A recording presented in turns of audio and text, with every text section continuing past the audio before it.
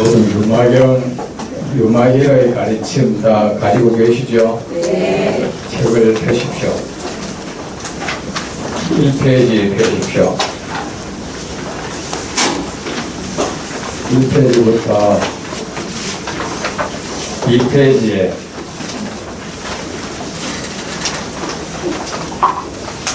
위에서 하나, 둘, 셋, 넷, 다섯, 여섯, 일곱, 여덟, 아홉, 열하나, 11째 줄 미묘하기 비할 때 어떻습니다까지 찾으셨습니까? 네.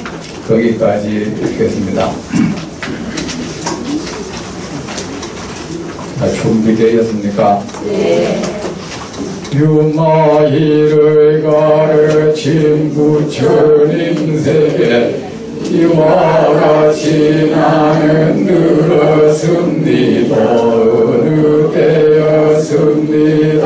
부처님께서는 이아리무가 몰라요. 이니 도실왕승원에서 비구 8,000명과 함께 계셨습니다. 보살도 32,000명이 있었는데 많은 사람이 많은 이들로서 큰 지혜와 덕행을 모두 갖추었으니 부처님의 존엄하고 불가사의한 힘을 입은 것이었습니다. 진리의 성을 수호하기 위하여 부처님의 바른 가르침을 받아들여지며 사자가 포효하여 설법을 잘하여 이름이 온 세상에 알려졌습니다. 사람들을 인도함에 청하지 아니해도 도와주어 편안하게 하고 부처님과 부처님의 가르침을 두잔을 번참시켜 단절되지 않게 하고 마음과 외도를 제압하여 항복시켰습니다. 모든 것이 깨끗하여 얽매임에서 멀리 떠나고 마음이 언제나 속박이 없는 자유의 경계에 편안히 머무르고 지혜와 선정을 모두 얻어 엄연히 막힘이 없었습니다. 아낌없이 베풀고 계율을 지키고 고난과 욕됨을 인내하고 부지런히 공덕을 쌓고 마음을 평온하게 하고 지혜를 밝히고 가지가지 방편으로 중생을 인도하고 참된 것과 거짓된 것을 판별하고 선을 행하는 힘을 길렀습니다. 지찰이 없는 경계에 이르러서 모든 것에 대하여 마음이 동요하지 아니하였습니다. 부처님의 가르침을 따라 진리의 수레바퀴를 굴림에 물러나지 아니하고 존재의 참모습을 잘 이해하고 중생의 근기를 알아서 하며 모든 사람을 보호하여 두려움이 없게 하였습니다. 공덕의 지혜로서 그 마음을 장식하고 부처님의 모든 특징으로서 몸을 장엄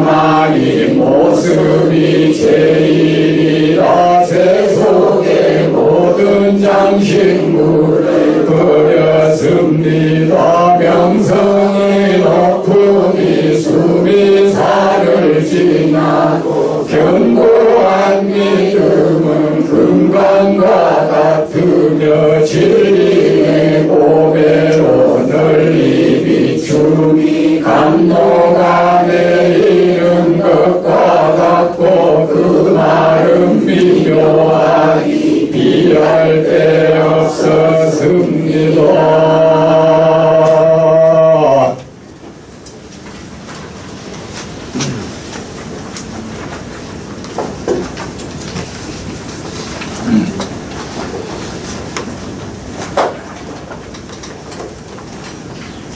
잘 되셨습니까? 네. 여름은 잘 나셨습니까? 네.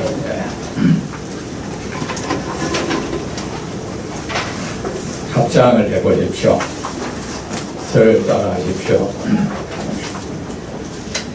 백천만급 갈망하였던 백천만급 갈망하였던 보배로운 부처님의 가르침 보배로운 부처님의 가르침 오늘 여기에서 만나니 오늘 여기에서 만나니 기쁘게 그지없네 기쁘게 그지없네 마음 다해보고 듣고 지내어서 마음 다해보고 듣고 지내어서 부처님의 참된 뜻 부처님의 참된 뜻 반드시 알고 행하리라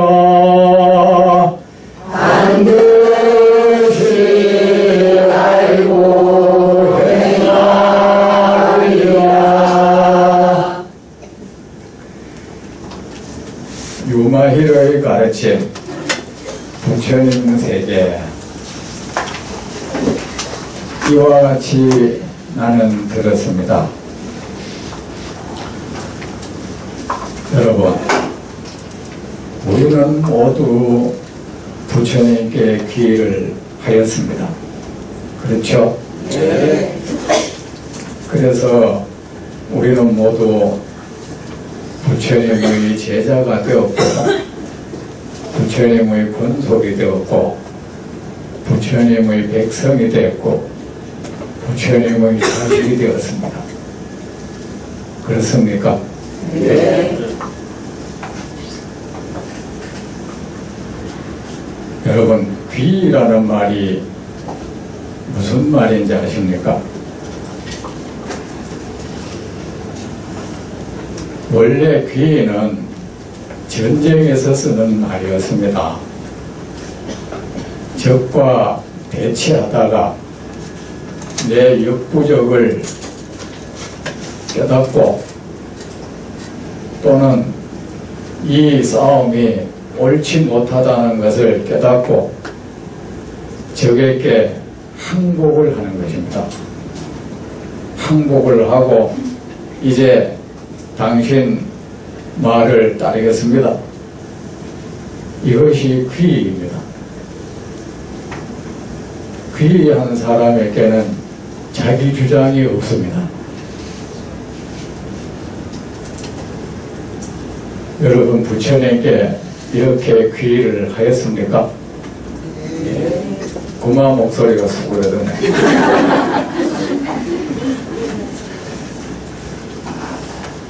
여러분, 우리는 동기가 어찌됐든 어떤 과정을 통해서든 부처님 제자가 되었습니다. 부처님께 귀의를 했습니다. 당연히 우리에게 여러 가지 의심이 있을 수 있습니다. 불교 공부 어떻게 하면 제대로 하는 걸까? 어떻게 하는 것이 부처님 제자로서의 올바른 삶일까? 어떻게 하면 공덕을 성취할 수 있을까? 어떻게 하면 깨달음을 얻을 수 있을까? 어떻게 하면 마음의 평온을 얻을 수 있을까? 어떻게 하면 지혜를 얻고 어떻게 하면 진실된 기쁨을 얻을 수 있을까?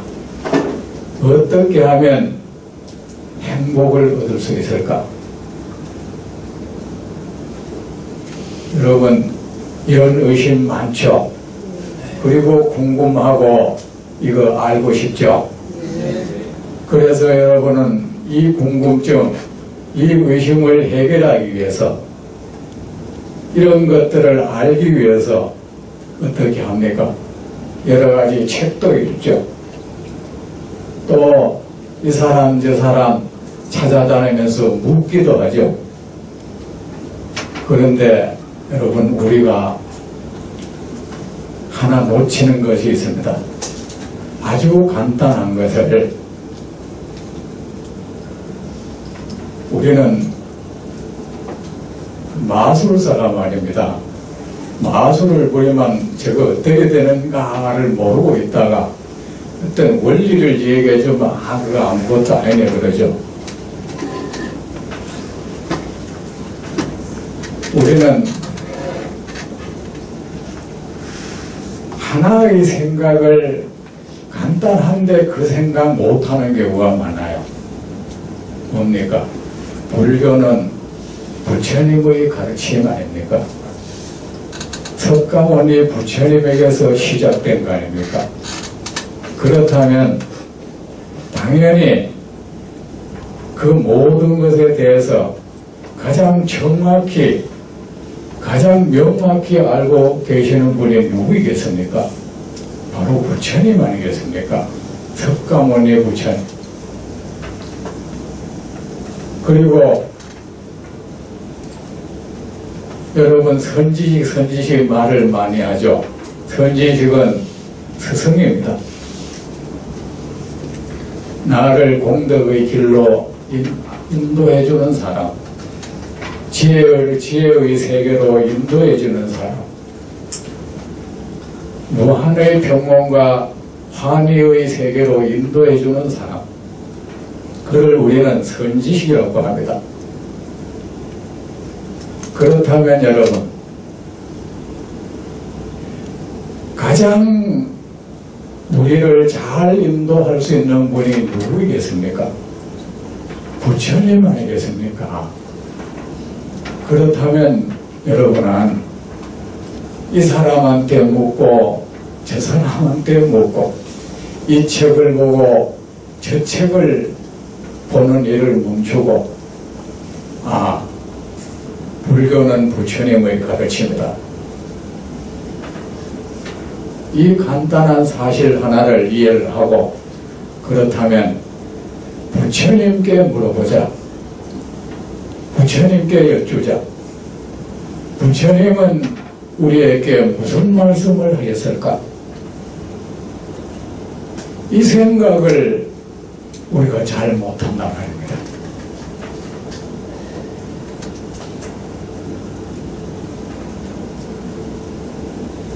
마냥 쫓아다니면서 그래가지고 어떤 데가 어떤 사람은 기도를 열심히 해라, 어떤 사람은 참선을 어떻게 해라, 어떤 사람은 절을 많이 해라, 어떤 사람은 주문을 많이 배워라.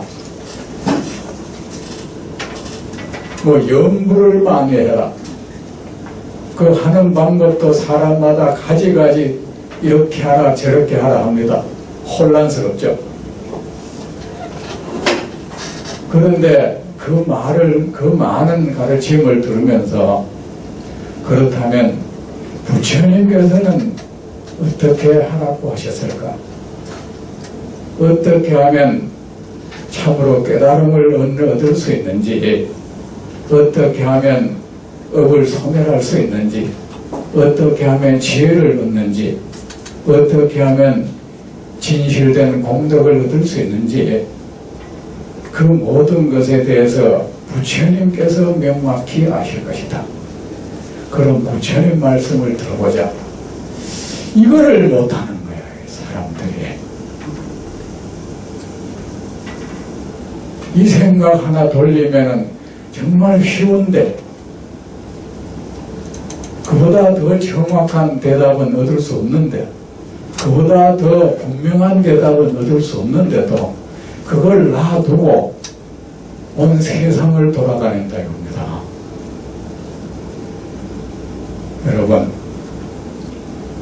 여러분 선지식 좋아하죠? 선지식은 스승입니다. 부처님만한 스승은 이 세상에 없습니다. 우리가 궁금해하는 것, 부처님만큼 그것을 정확히 알고 계시는 분 아니 계십니다. 또 몇 천만 년이 지나서 어떤 부처님이 태어난다면 그때는 그 부처님께서 우리 석가모니 부처님을 대신할 수 있겠죠. 그 이전에는 여러분 우리가 정말이지 여쭐 곳은 부처님뿐입니다. 그 외에 다른 사람한테 묻는 것 위험합니다. 그것은 중생의 견해입니다. 이와 같이 나는 들었습니다. 부처님의 말씀을 들었습니다. 예, 저도 듣겠습니다. 이제 더 이상 세상을 돌아다니면서 스승을 구하지 않겠습니다. 더 이상 세상을 돌아다니면서 이 사람 저 사람 붙들고 길을 묻지 않겠습니다. 이제 부처님 말씀 듣겠습니다. 이리해야 합니다. 여러분 그렇게 오셨습니까? 네. 이와 같이 나는 들었습니다. 그래서 우리는 불교에 대해서 무슨 얘기를 하면 부처님께서 이렇게 말씀하시더라고 분명히 대답할 줄 알아야 돼요. 어느 스님이 그러더라, 어느 학자가 그러더라, 이러면 안 됩니다. 부처님께서 이렇게 말씀하셨습니다. 설사 저 천신이 내려와서 그건 누가 그러더노 하면 부처님께 들었습니다. 자신있게 그렇게 말해야 합니다. 그런데 여러분 우리 부처님 말씀 똑바로 잘 들어야 합니다. 여러분은 경험이 오셨습니까? 저는 이런 경험을 심심찮게 했습니다. 어떤 영화를 보면 말입니다. 멋진 대사를 봤습니다. 멋진 장면을 봤습니다. 그런데 그 장면을 다시 보기 위해서 그 영화를 찾습니다. 그 장면이 없어요. 대사가 그게 아니었어. 내 기억하고 다르더라 이겁니다.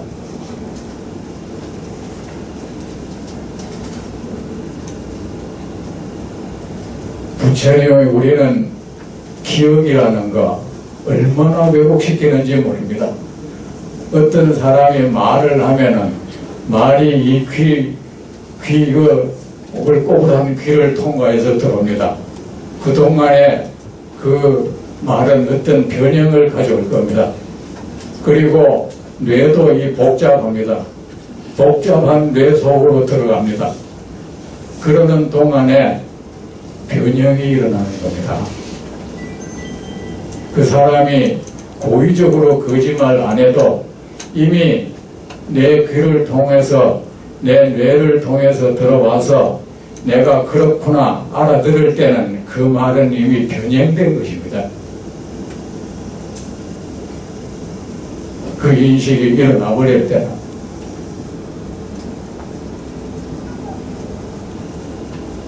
그러니 부처님 말씀 정신 똑바로 차리고 들으십시오.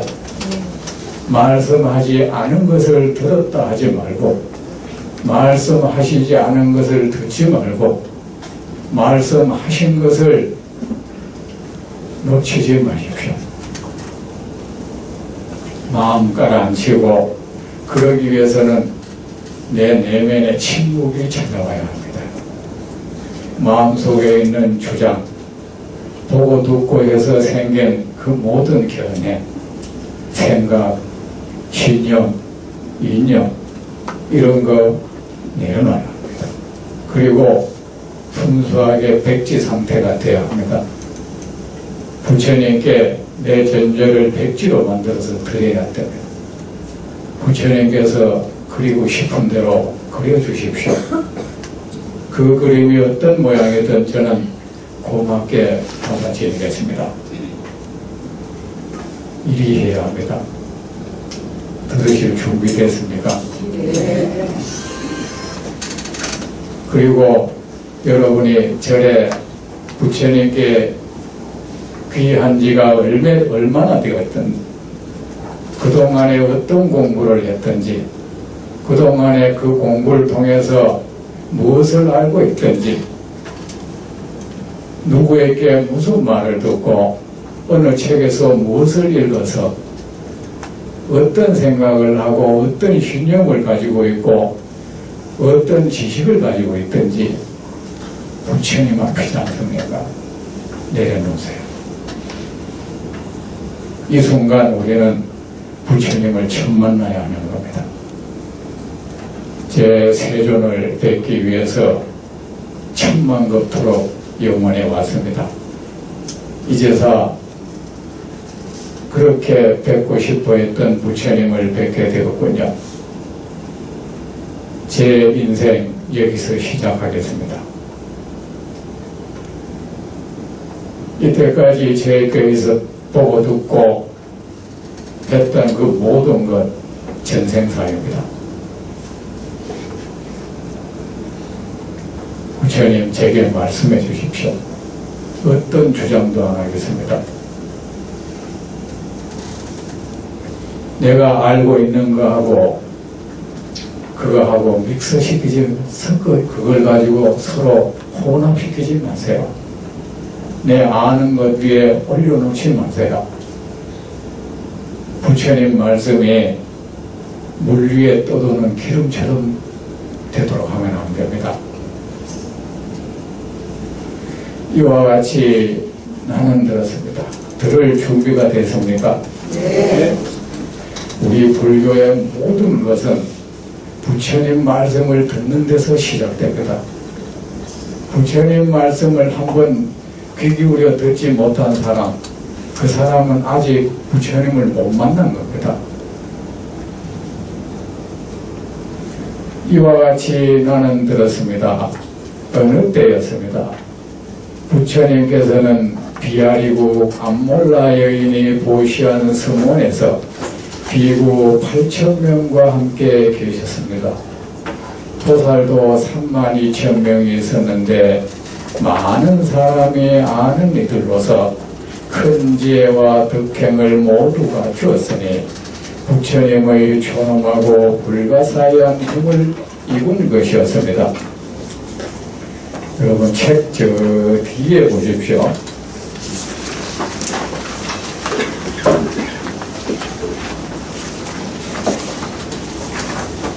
18페이지 18페이지부터 보면 용어풀이가 있죠. 자, 용어풀이는 제가 강의 도중에 안 할 겁니다. 그래 이걸 보시고 그냥 이렇구나 알고 넘어가시면 됩니다. 자, 그건 집에 가서 하시고. 자, 여러분 영화를 많이 보셨죠? 영화를 보면 그 영화가 단순한 오락 영화가 아니고 그 감독과 그 작가가 그 대본을 쓴 사람이 뭔가 의미 깊은 것을 영화를 통해서 말하고 싶다. 이런 경우에 말입니다. 그런 영화의 경우에 영화가 시작되면 어떻습니까? 영화에 일단 어떤 화면이 나타나죠. 나타날 때 할머니가 자리에 누워서 부채질을 하고 계십니다. 마당에는 강아지 2마리가 장난을 치고 그늘 밑에는 또 아이가 잠을 잔다. 집 옆에 있는 주렁주렁 감이 열린 감나무가 비춰집니다. 이런 식으로 일단 화면이 쭉 비춰지죠. 비춰질 때 사실은 그 뭡니까? 전부 하나하나가 어떤 의미를 지니고 있단 말입니다. 그 모든 것이 사실은 작가가 우리에게 주는 메시지다 이겁니다. 감독이. 그렇죠? 이 유마이로의 가르침, 이것이 한 편의 영화로 시작됩니다. 암몰라, 이거 망고나무입니다. 망고나무가 우거진 정원에 부처님께서 거닐고 계십니다. 망고나무에는 망고가 주렁주렁 탐스럽게 열려 있습니다. 열려 있는데 저 한편에 화면이 나타납니다. 비구들이 노란 가사를 입고 머리를 깎은 비구의 무리가 망고를 먹고 있습니다.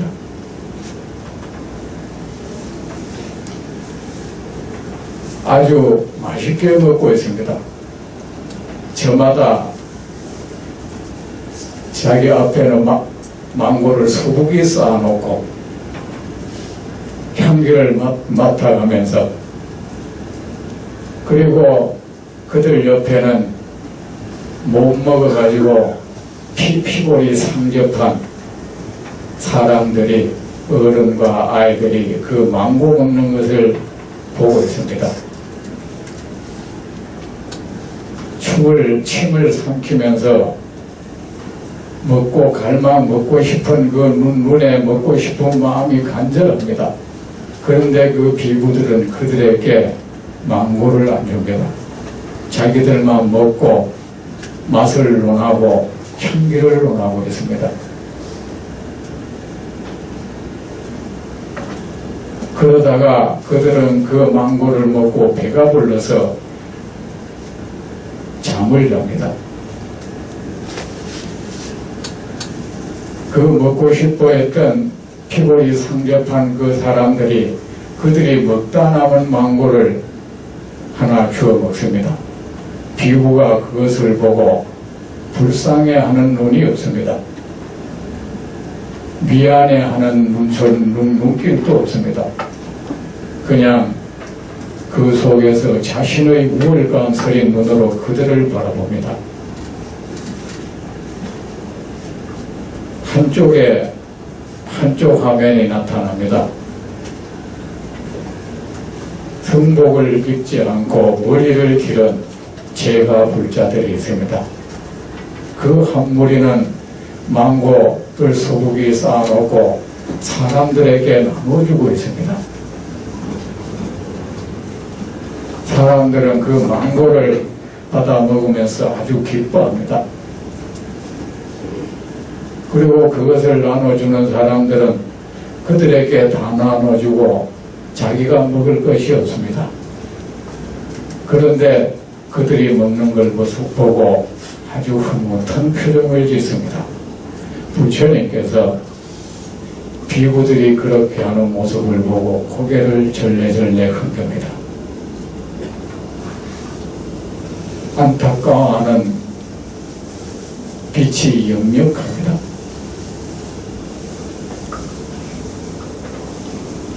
이러면서 그리고 한쪽에 제가 물자들이 자기는 안 먹어가면서까지 사람들에게 망고를 나눠주고 있습니다. 그것을 보고 부처님께서 고개를 끄덕끄덕 하십니다. 그 기특함에 눈물까지 흘리십니다.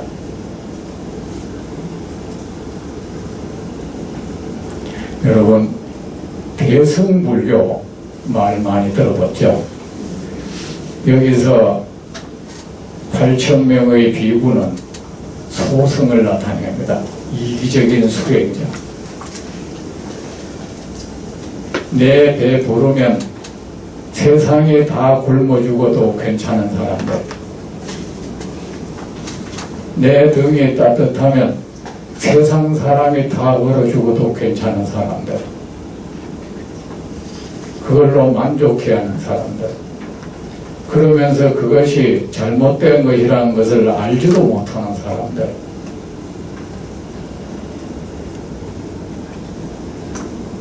그리고 많은 사람에게 망고를 나눠주는 사람, 그들은 바로 대승보살입니다.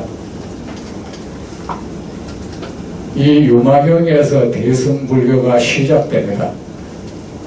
유마경은 대승불교가 시작되는 경우입니다.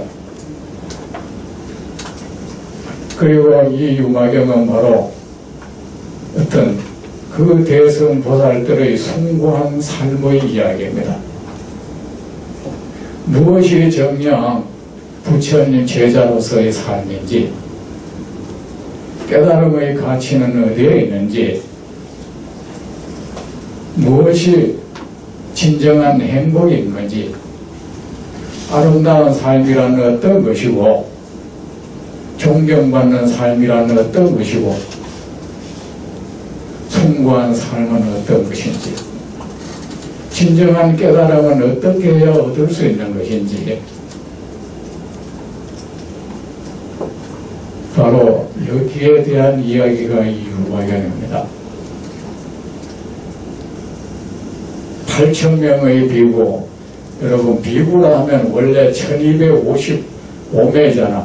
근데 왜 8,000명이라 했냐면은 여기서 8,000명은 그냥 많다는 뜻입니다. 많은 비구. 그 뒤에 보살 32,000명도 많다는 뜻입니다. 많은 비구와 많은 보살이 있었는데, 여기에서는 그 뒤에 나오는 그 아름다운 보살의 삶을 사는 보살들의 이야기입니다. 우리는 깨달음을 원하죠. 어떤 마음을 어떻게 써야, 어떤 삶을 살아야 깨달음을 얻을 수 있는지, 우리는 공덕을 얻기를 원합니다. 마음을 어떻게 써야 공덕을 얻을 수 있는지, 어떤 삶을 살아야 공덕을 얻을 수 있는지, 우리는 지혜를 얻기를 원합니다. 마음을 어떻게 써야 지혜를 얻을 수 있는 마음이 따로 있다. 어떤 마음을 가져야 지혜를 얻을 수 있는지, 어떤 삶을 살아야 지혜를 얻을 수 있는지, 그런 것들에 대해서 어떻게 살아야 부처가 될 수 있는지, 부처란 진정 어떤 존재인지, 이런 데 대해서 그 이야기가 펼쳐져 있는 곳이 유마경입니다. 보살도 32,000명이 있었는데 이 아름다운 삶을 사는 이 보살들의 이야기입니다. 이들은 어떤 사람이냐? 당연히 이들은 수많은 사람에게 은총을 베풀면서 사는 사람이죠. 그러니까 많은 사람들이 그를 알고 있겠죠. 그리고 그들은 어떤 사람들입니까? 마음은 밝게 빛나고 그들의 행은 따뜻했습니다. 큰 지혜와 덕행을 모두 갖추었으니 그들의 마음은 언제나 밝게 아름답게 빛났고 그들의 행은 언제나 깨끗하였으니 이 말입니다.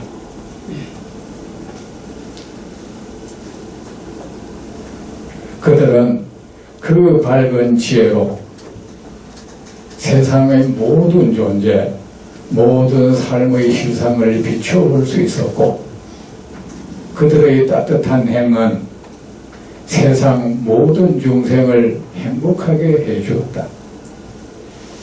마치 태양이 밝은 빛으로 세상을 밝히고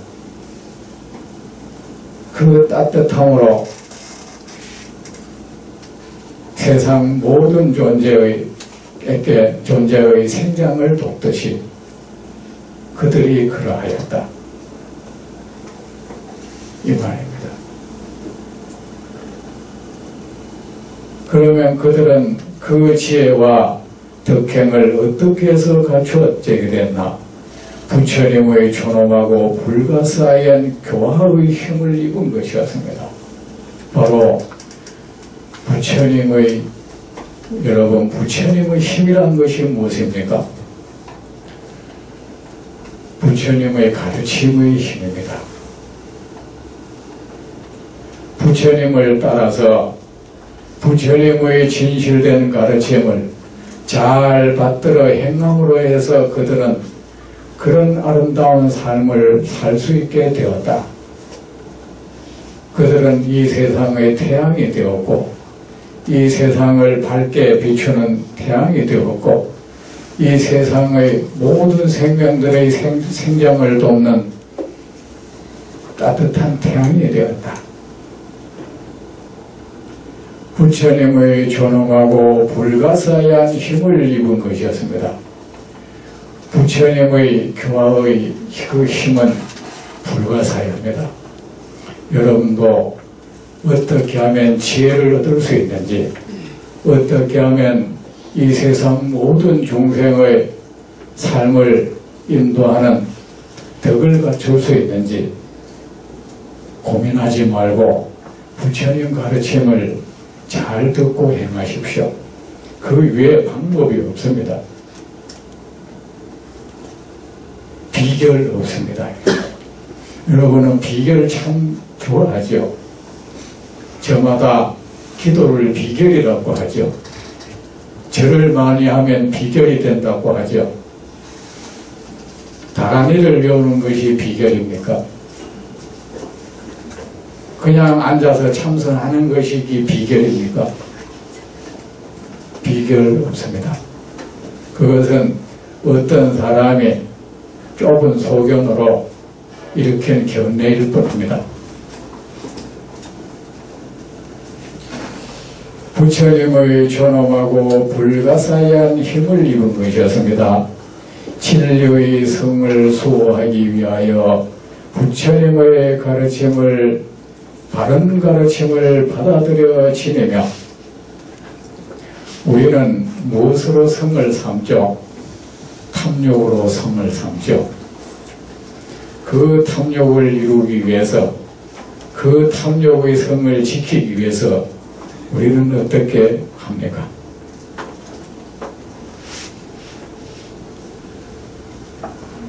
여러분은 어디에 머물러서 삶의 터전을 삼고 있습니까? 무엇을 의지해서 살고 있습니까? 허망하기 그지없는 것, 무상하기 그지없는 것을 기대고 그것에 발을 붙이고 살고 있지 않습니까? 여러분이 의지하고 있는 그것은 안전합니까? 그것은 거짓되지 않고 무상하지 않습니까? 우리는 우리가 의지하고 있는 것이 무상하다는 거 알고 있습니다. 사실은. 그것은 덧없는 것이라는 걸 알고 있습니다. 그걸 아니까 우리 의식 깊은 곳에는 늘 불안이 존재합니다. 그것이 무너질까봐.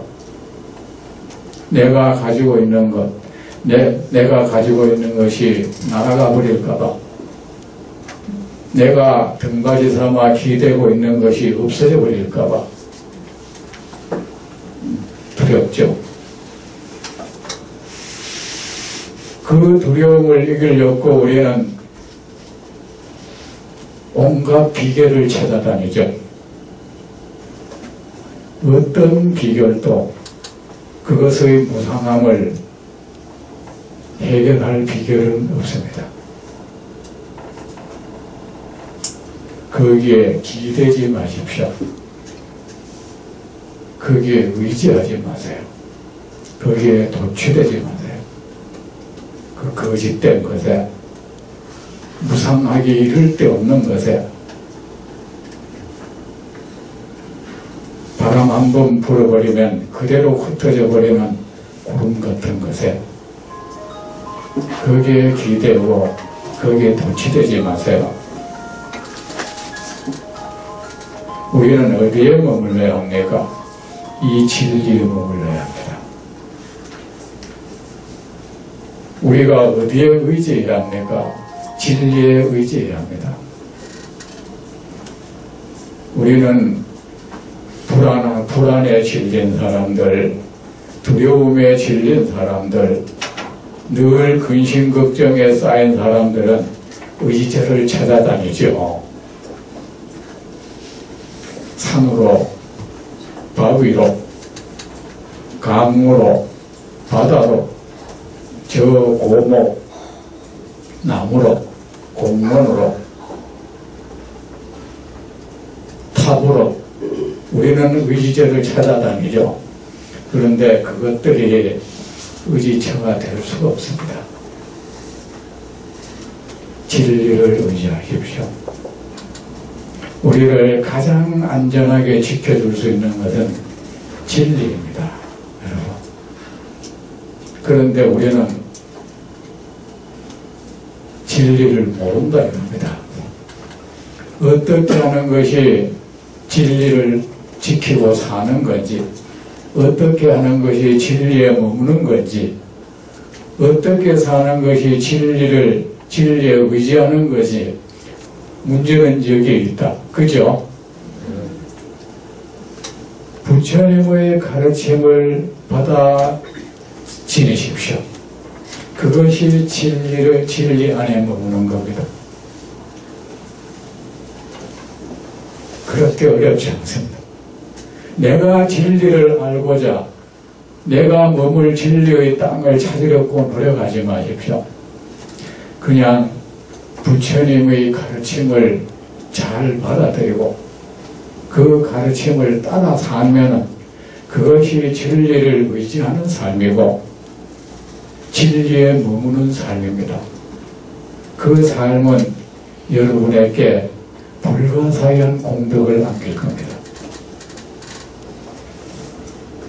이 우주 법계 3000대천 세계를 가득 채운 보배로부터도 얻을 수 없는 행복, 기쁨, 평온을 얻을 수 있을 겁니다.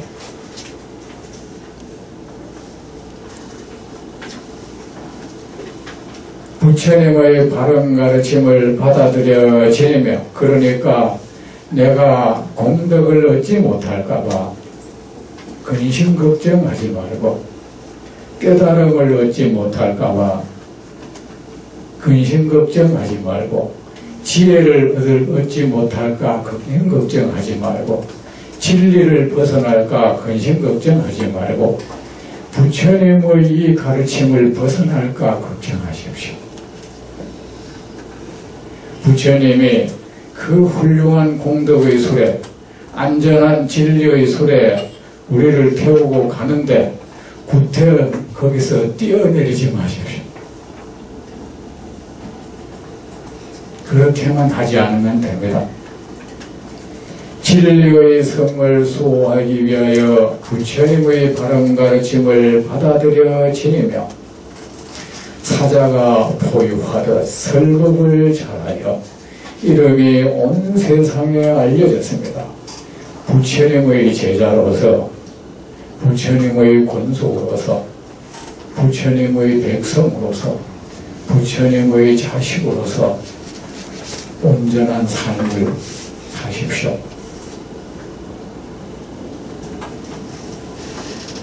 그러면 모든 게 해결됩니다.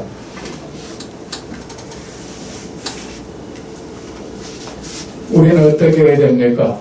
진리의 성을 지켜야 합니다. 부처님의 그 진리, 그것을 지키기 위해서 우리는 어떻게 해야 됩니까? 부처님의 가르침을 잘 받아들여 지니고 행하면 됩니다. 그리고 우리는 어떻게 해야 됩니까? 망고, 열매 내 혼자 먹고 앉으면 안 되죠. 세상 사람들에게 나눠줘야죠. 아까 말했을 때 그 망고가 바로 무엇이겠습니까?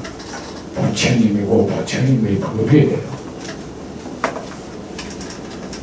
소승 비구들은 오직 자신만이 이기심으로 자기의 일신을 평안케 하고 자신의 일신을 안락케 하기 위해서 부처님의 법을 배우고 있죠.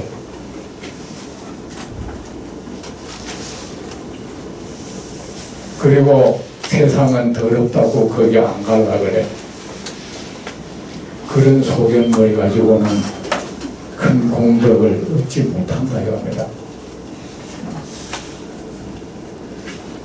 사자가 포효하듯 설법을 해야 합니다. 사자의 표현은 자신감을 나타내죠. 여러분, 그가 누구이든 상대가 이교도이든 아무런 종교가 없는 사람이든 여러분은 그 사람을 향해서 부처님의 가르침을 자신감 있게 확신에 찬 목소리로 말할 수 있습니까? 부처님을 믿으십시오. 부처님을 믿으면 당신은 진정한 행복을 얻을 것입니다. 부처님의 가르침은 광명입니다. 이렇게 말해 보셨습니까? 여러분, 이 세상에 부처님 가르침만큼 좋은 게 어디 있겠습니까? 여기 맛있는 음식이 있다면 우리는 누구에게 이 음식은 정말 맛있다, 그리고 이 음식을 먹으면 정말 영양가가 많아서 너희 건강에 도움이 될 것이다, 자신 있게 권할 수가 있죠. 이 음식에는 어떤 유해한 성분도 없다. 그렇게 맛있고 영양가 풍부한 훌륭한 음식을 권하듯이 부처님의 가르침을 권하세요. 여러분, 그렇게 하세요. 부처님의 가피가 없을까봐 부처님한테 매달리고 천배만배 기도하고 절한다고 가피가 있을 것 같습니까? 몇 날 며칠 잠 안 자고 거 가서 농성하듯이 기도한다고 가피가 있을 것 같습니까? 가피가 있다고 한다면 당사자의 기분이에요. 내가 이렇게 정성을 보였으니 부처님이 아마 감동하셨을 거야. 자기 만족이야 그냥. 그런데 거기 만약 부처님이 계신다면 이 사람이 왜 이리 답답한, 여기서 이러면 어떠란 말인가. 내 가르침을 잘 따라 행해라. 밖에 나가서 나는 약이 아니다, 나는 음식이 아니다, 너에게 좋은 약을 지어주는 사람이다,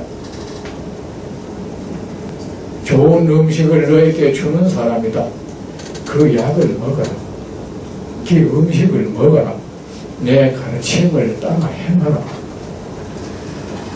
내 자체가 그 공덕 보따리가 아니다.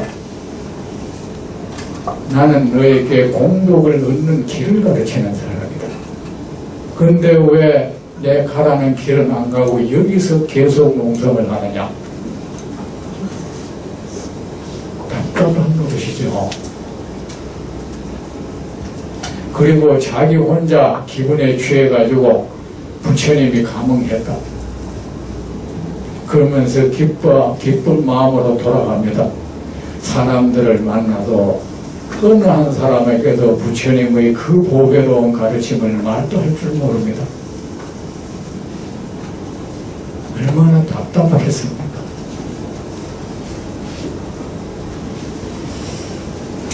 사자가 포효하듯 설법을 잘하여 이름이 온 세상에 알려졌습니다. 사람들을 인도하며 우리는 사람들을 어디로 인도합니까? 평화의 길로, 공덕의 세계로, 환리의 세계로, 광명의 세계로 인도해야죠. 또 부처님의 그 품 안으로 인도를 해야죠. 인도하며 그가 청하지 않아도 그가 어려운 일이 있으면 다가가서 도와주어서 그를 언제나 안심시켜준다. 두려워하는 사람은 두려움이 없게 해주고 늘 걱정하는 사람은 걱정이 없도록 해준다. 이게 보살의 삶입니다. 여러분, 남이 공경에 빠뜨려졌는데 그 공경의 상황을 이해 화제거리 삼지 마세요. 사람들이 그런 경우 많죠. 그러면서 겉으로는 참 걱정하는 것처럼 안 됐어 이러면서 이야기거리를 삼고 해서 그거 나쁜 짓입니다.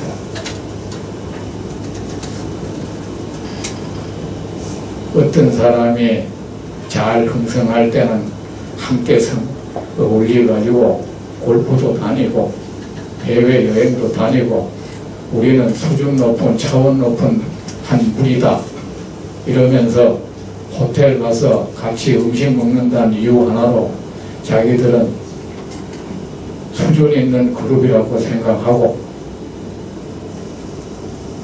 그러다가 그 허영심이죠. 그러다가 한 사람이 집안에 바람이 불어와서 어떻게 되면 어떻게 하죠? 자기들끼리 모여서 그 사람 일을 얘기거리 삼고 있어. 그 속에는 뭐가 있습니까? 묘한 마음이 자명하죠. 나는 내가 그렇게 되지 않았다는 데 대한 쾌감도 있죠. 그 쾌감을 누리려고. 여러분, 이 세상 바람 사람 가려서 부으니까 이 세상에 남의 일은 없습니다. 아시겠죠? 한 사람에게 붉은 장미는 만인에게 붉어요.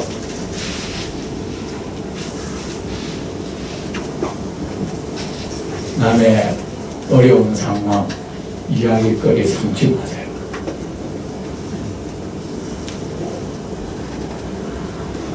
도와주어 편안하게 하십시오. 도와주라고요.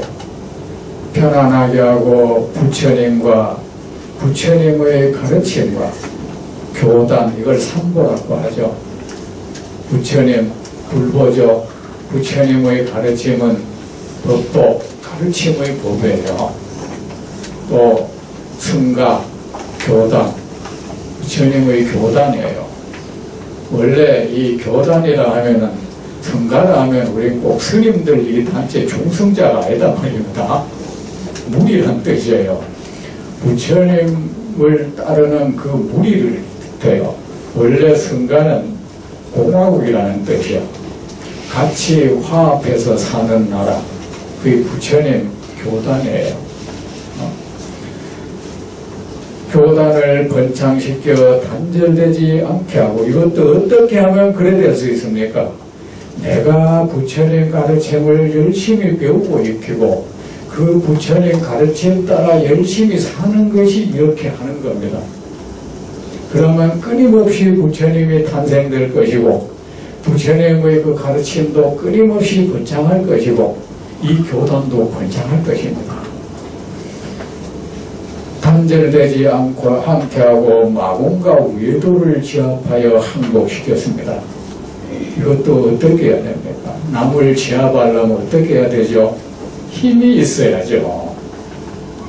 이 힘은 어디서 길러집니까? 부처님의 가르침을 열심히 배우고 익히는 데서 얻어집니다.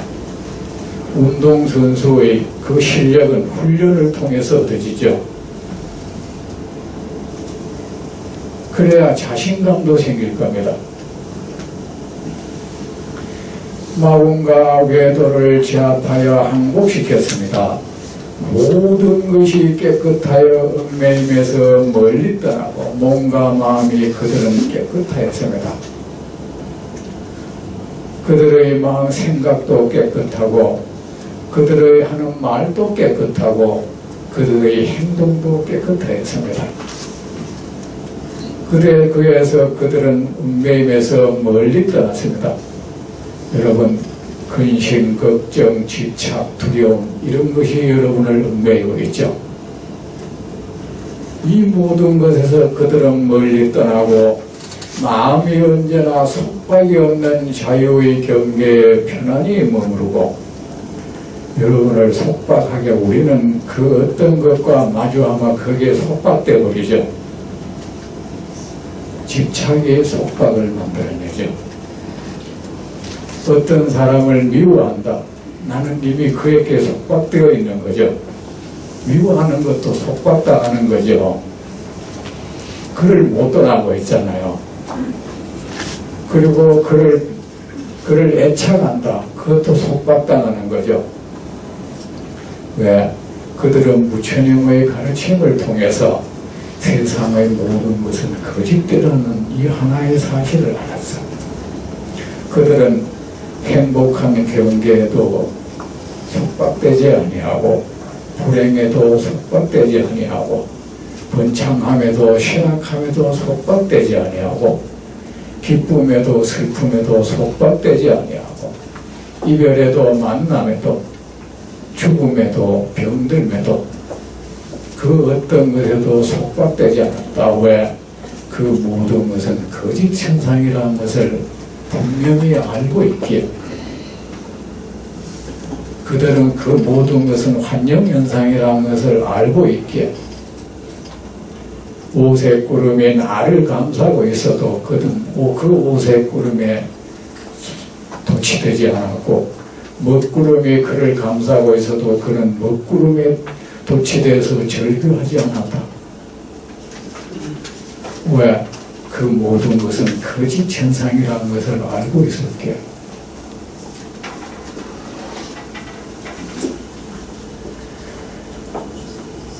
자유의 경계에 편안히 머무르고 지혜와 선정을 모두 얻어 엉변이 막힘이 없었습니다. 그들의 마음은 언제나 평화로웠고 그들의 마음은 언제나 밝게 빛났다. 여기까지 끝나봅시다. 그리고 그들은 엉변이 막힘이 없었다. 어떤 엉변? 남하고 시비지사 하는데 엉변이 아니라 부처님의 가르침을 사람들에게 말해줌에 있어서 막힘이 없었던 거예요. 사람을 밝은 길로 인도함에 있어서 잘못된 사람에게 올바른 삶으로 인도함에 있어서 그 엉변이 막힘이 없었습니다. 아낌없이 베풀고 계율을 지켰고 그들은 소유에 대한 집착이 없었다. 그래서 그들은 자신이 소유하고 있는 것 누가 원하면 아낌없이 베풀어 주었다. 그리고 그들은 계율을 지켰다. 일체의 악을 행하지 아니했다. 부처님이 하지 말라는 것은 하지 않았다. 그리고 그들은 어떤 고난과 어떤 고난도, 어떤 고통도, 어떤 욕됨도 잘 참고 견뎌왔다.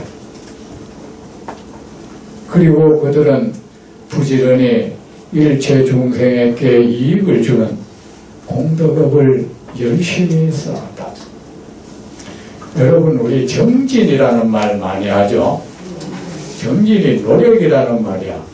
노력이란 말이 그게 무슨 뜻이냐 하면은 중생에게 이로운 행을 열심히 한다 이 뜻입니다.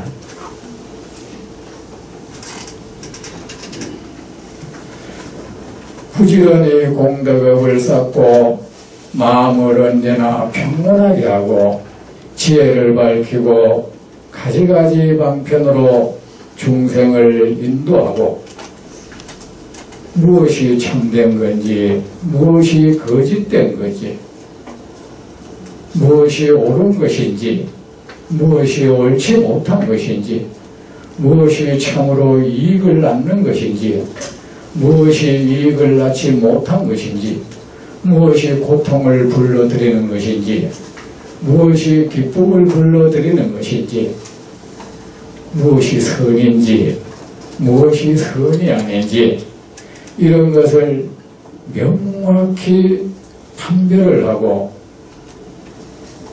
옳은 것을 행하는 힘을 길렀다. 이것이 바로 도살행위입니다. 집착이 없는 경계에 이르러서, 집착이 없는 경계에 이르렀다는 것은 그 모든 것이 허망하다는 것을 명확하게 알았다는 것입니다. 허망하다는 것을 알았으니까 집착하지 않겠죠. 우리가 진실로 모든 것이 허망하다는 것을 명확하게 알고 있다면 그게 집착 안 하죠. 집착이 없는 경계에 이르러서 모든 것에 대하여 마음이 동요하지 아니하였습니다. 행복한 경계에도 불행한 경계에도 어떤 사람이 나를 비난하거나 어떤 사람이 나를 칭찬하거나 내 하는 일이 실패로 돌아가거나 성공으로 돌아가거나 그에 따라 내 마음이 동요해서 기뻐 날뛰거나 의기소침해하지 않았다. 세상의 모든 것은 허망하다는 것을 알기에 부귀영화를 누리는 사람에게도 그렇지 못한 사람을 향해서도 마음에 어떤 동요가 일지 않았다. 왜? 그걸로 해서 어느 사람은 그걸로 특별히 존경해 주거나 어떤 사람은 업신여기거나 그렇게 하지 않았다. 왜? 집착이 사라졌기에. 그 모든 것이 허망함을 알았기에, 그 모든 것이 거짓 현상이라는 것을 분명히 알고 알았기에, 그 모든 것이 덧없는 현상이라는 것을, 뜬구름 같은 것이라는 것을, 바람이 한번 불으면 찰나 사이에 흩어져 버린다는 것을, 그렇게 허망한 것이라는 것을 알고 있었기에 그들은 어떤 경계를 직면해서도 마음에 동요가 없었다. 어떤 경계 앞에서도 그들의 마음은 평온하였다. 세상 그 무엇도 그들의 마음을 흔들 수 없었다. 그들을 잡아낼 수가 없었다. 잠시 쉬었다가 합시다.